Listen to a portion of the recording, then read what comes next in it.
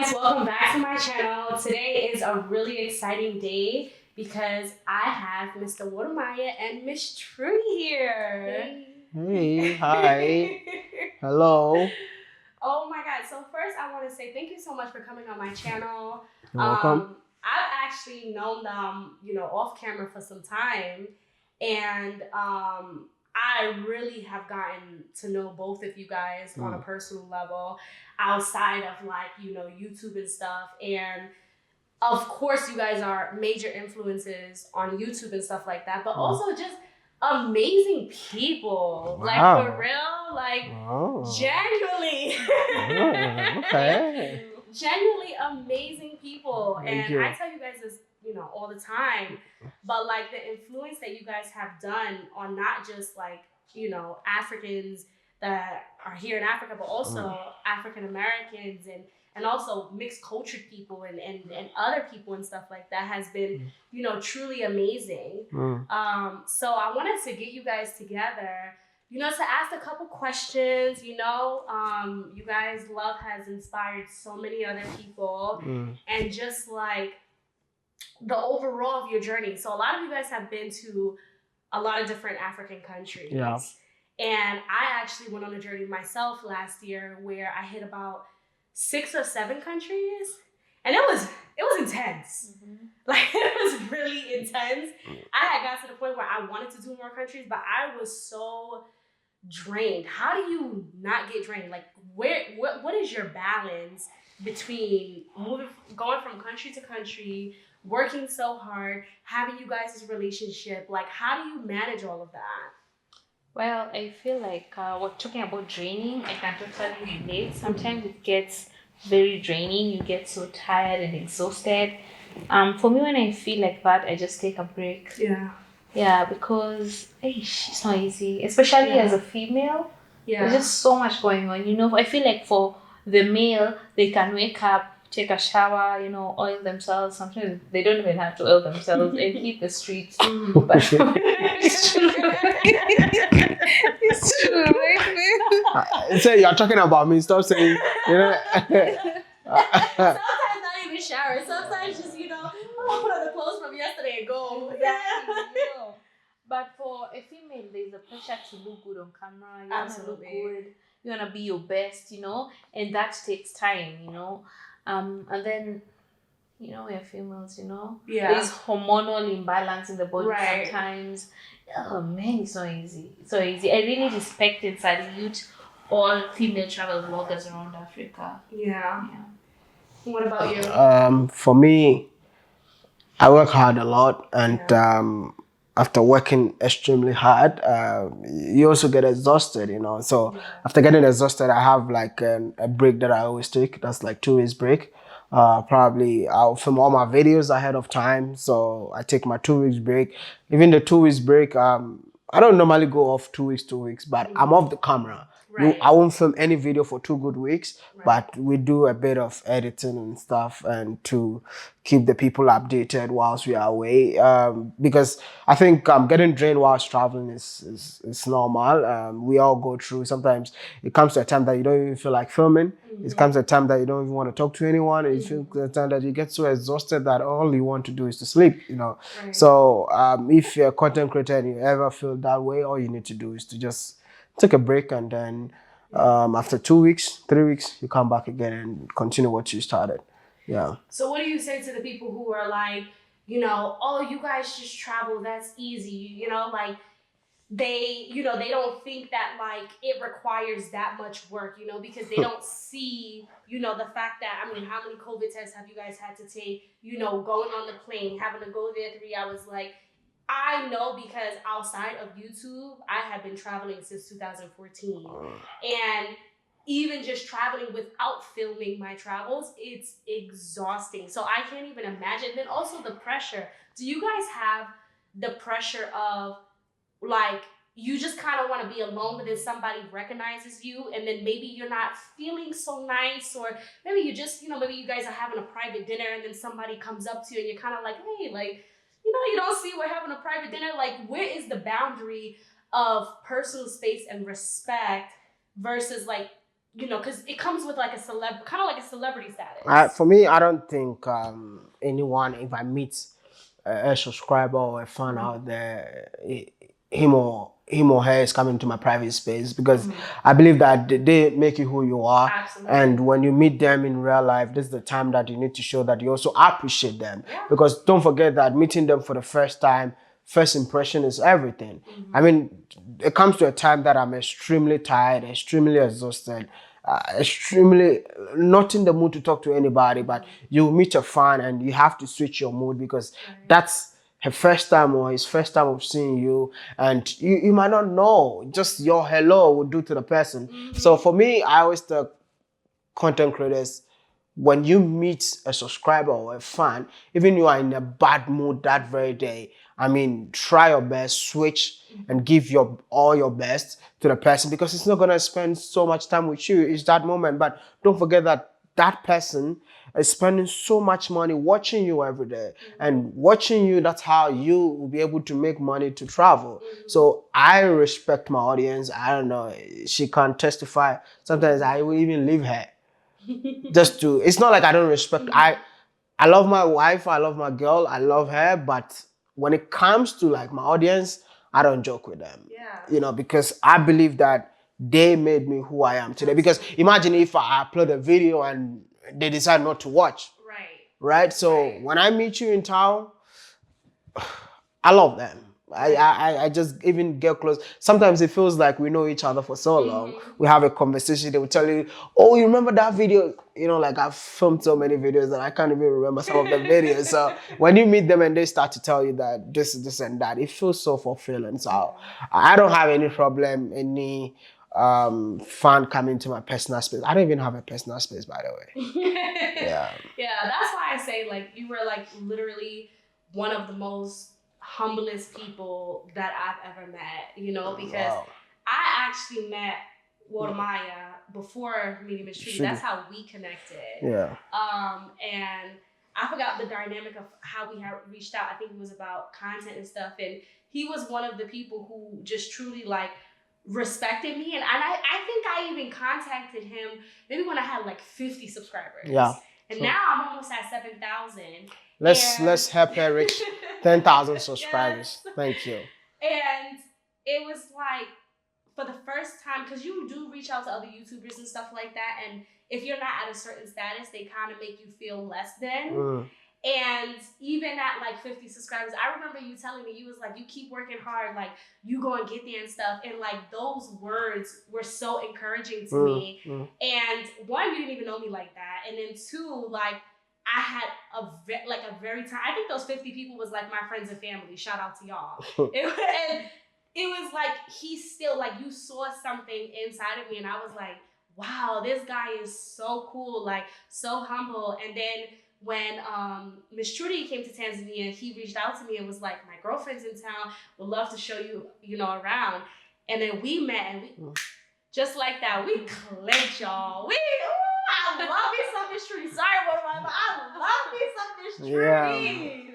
Yeah. Okay? Like, just another humble soul, another person who is just so, girl, you are so cool, you know? Like, just genuinely cool and have this like this soul that's so pure. It's so beautiful, and I love that. Like when you feel like you got your girl, like you could talk to about anything, and we developed this really good close friendship. And she knows I'm always a phone call away, always a phone call away. So how do you guys feel about, I know you guys talk about it a lot, but I just wanted to bring it here about, you know, diasporas moving here and, you know, trying to fit into the continent and trying to, you know, we come from the West and stuff like that, but a lot of us know like this is where we want to be for many different reasons, whatever your reason may be. How do you feel about, you know, us trying to like migrate together and become one? I think I will quote Marcus Garvey when he said Africa belongs to Africans at home and Africans abroad. So Africa belongs to all of us. And it's time for us to claim what belongs to us. Yeah. So for me, seeing the African diaspora moving back to the continent is so exciting. I mean, I feel like the revolution is really happening because this has always been a dream of Marcus Garvey, but they couldn't come to pass. And knowing the fact that it's happening right now, I believe that wherever Marcus is, he's gonna be excited in his grave. And people say I look like Marcus Garvey, so probably I'm actually doing the job of Marcus Garvey just to tell the diaspora that, hey, it's time to make Africa home again. Yeah, that is so beautiful. And it feels like, I feel like when people watch you guys' channel, it makes them feel, even if they're like second guessing whether or not they should come on the continent, it makes them feel a level of comfort. Yeah, I mean, like there are people we've been miseducated for so long. We've been educated to hate ourselves to the extent that African Americans or Africans living in the diaspora thinks that Africans don't like them, and Africans in here, we don't even know who an African American is. I think I should give you this video idea. Go to the street of Tanzania and then go and ask somebody who is a Black American or who is an African American. I tell you that 90% of the people will not know who an African American is, because in our history, they never taught us who an African American is. I mean, I had to travel abroad before I was able to see, oh, this is an African American, right? To the extent that we had slave castles in Ghana. I didn't even know that that's where they kept slaves. You get what I mean? So it's more of educating ourselves, getting to understand each other, getting to know who we really represent, and also Africans learning their own history. Because if you don't know what happened in the past, you'll never know where you're going. True. Do you understand? So we're just one people. Let's love one another and take Africa to the world, man. It reminds me of a conversation I had with my husband because I was talking to him. Who's your husband? Mr. Hope FX. Is he an African American? He is a Tanzanian. Oh. Okay. He's a Tanzanian, and I remember having these deep conversations with him and being like, hey, like, do you actually know about like African American history? Are you like taught this stuff in school? And he had no idea. Like he was like, no, you just, I because he works with tourism, he's like, I know you're a Black American or whatever, but he had no idea. And I felt it was my job, to like educate him and show him like, what was really happening. And like when I was showing him and having, he could not believe that this happened to his people, even just like the way slaves were taken from, all over the continent, but mainly in West Africa, and how they were taking through the Middle Passage and all this stuff, and taking on the slave boat and stuff like that. And then, basically everything happened in the States and different Caribbeans and stuff like that. He was mind blown by it. And I've asked him questions like, because tell me what you guys feel about this. I've always felt that, okay, so we've taken people from Africa, right? And we've taken them and we've done all of this stuff in America, and that's how come America, they say, is so great. So these are the same type of people, so why can't we do it here? Do you understand what I'm saying? Like, what I'm saying is like, all right, let me try to say that again. Okay, so what I'm saying is like, so America was built on the back of Africans, right? So then why can't we build Africa if we all created it? We basically created it in the West. So why can't we do that here? And I feel like a main reason is brainwashing. And because in the West, you know what I'm saying? I was having this conversation with you yesterday about how a lot of Black Americans are scared to come out here, because if you look at the websites and you look at all these things that's out there, they tell you, oh, all their Africans, they have diseases, they have this, you gotta worry about this, you gotta worry about that. So all of the people who have those qualifications and stuff like that can bring it back on the continent, but they're scared to come out here because of the fact that there's this persona out there. And that is why the diaspora moving to the continent, creating YouTube videos is very important. Yeah. Because you might not know the impact that your videos are making. Yeah. Because all these things that you're saying, so many people have this misconception about the continent, but after seeing your video, I mean, I always tell people that don't think about the views. think about the impact. You know, so if you are getting even 40, 50 views, 100 views, be okay. Because maybe that one African, your video is impacting in that African's life. And he or she might change their perception and someday might join you on the continent. That's why I'm telling everybody that be an ambassador for the continent. Don't just come to YouTube because you just wanna make money. Don't come to YouTube just because you want to be known. Don't come to YouTube because you want everybody to know that you have 1 million subscribers. Nobody cares about the subscribers. I don't even care. All I care about is what impact are you trying to make? Because we need to win souls for Africa. And that's what I do. And that is why I see people with less subscribers. I still go down to their level and create content with them because I'm not here for fame. I'm here for impact. And you see, we need more people to join the movement. We need more people to be ambassadors. We need more people to start preaching about positivity about Africa. I know it's hard in terms of content creation in Africa. I know it's hard because the government in Africa doesn't care, but we won't give up. We won't give up on this. So if you think people are saying stuff about Africa, use your platform, use your medium, share stuff that you see on the continent. And also, not all the time you telling your own story or sharing your own story. Meet other Africans that are not, like, let's say we have African Americans that move in here, but they don't feel comfortable creating a YouTube channel. Make them ambassadors. Bring them on your channel. Let them come and share their stories. We need to hear more of this. You understand? That's why I open up my channel for everyone. As soon as if you have a story to share, but not when I'm tired though. How has Maya inspired you? How did you get on the on the platform of inspiring other Africans and African Americans in the whole world? You know? For me, how has Maya inspired me in like every way, you know? In like every way. Like before I met Maya, I was just really lost. I was really lost. I was trying to figure a lot of things out. But when I met him, he just helped to give me direction, focus, taught me so much, you know, how to, you know, work harder, how to make more money, how to stay focused, you know. So he's my mentor, and I'm so proud of him. And a big reason of why I am who I am today is because of Maya. So I am very grateful. It's true. Wow. Okay, so next question. Next question.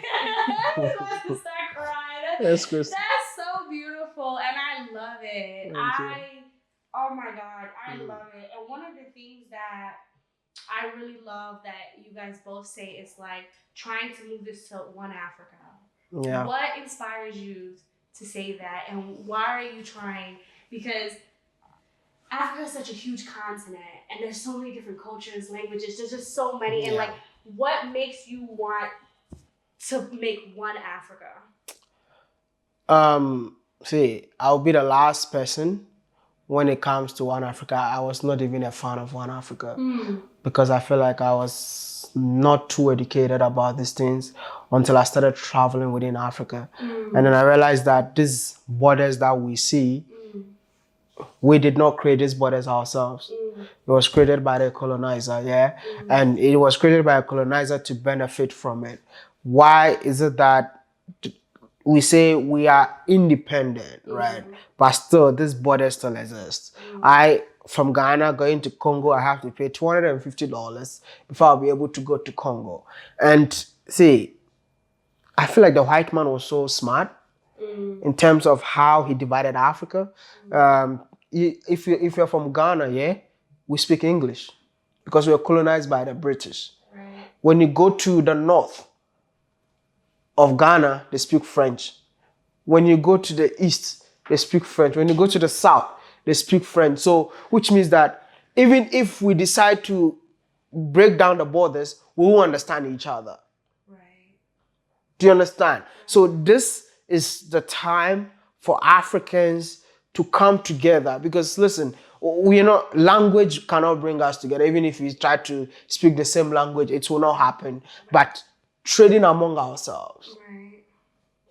Kwame Nkrumah said something. and it's still relevant to today. He said, the white man will never tell you that you, what do you call it? The white man will tell you that you have gold, you are stronger than this person, this country is stronger than this person. But he never told us that when we unite as one, we'll be more powerful. This is what we're looking for in Africa. Like, if we all can come together, because listen, there's no day I've had China-Ghana relationship or China-Nigeria relationship. It's always China-Africa relationship, Europe-Africa relationship. But when you come to Africa, we are not one. So this really inspired me to tell Africans that we are just the same people. And when we come together, we can break mountains. Imagine when people from Congo put their resources together, saying that Ghana, let's put our resources together. Nigeria, oil, let's put it together. You know what? Let's trade among ourselves. You know how powerful Africa will be? Yeah. And this is what I think that's what they're afraid of. Exactly. Yeah. Any leader from Africa that stands up that, hey, I want to fight for my people, they kill him. And I think they did the same thing to Magufuli. Good night. Do you guys still have an interview for me? I'm done. This has been so intense and so real, but listen, it needed to be said. And tell me what you guys think. Leave on the comments and let me know how you guys feel about this and stuff like that. Thank you so much for coming on the channel. I love you, girl. And it's been real. Karibu, you're welcome back to Tanzania at any time, and New York. In New York. Hopefully we'll catch up in New York. Totally. So I'm going to put both of their channels in the description below. Please go show some love if you haven't already. And I will see you guys later. Bye. Bye.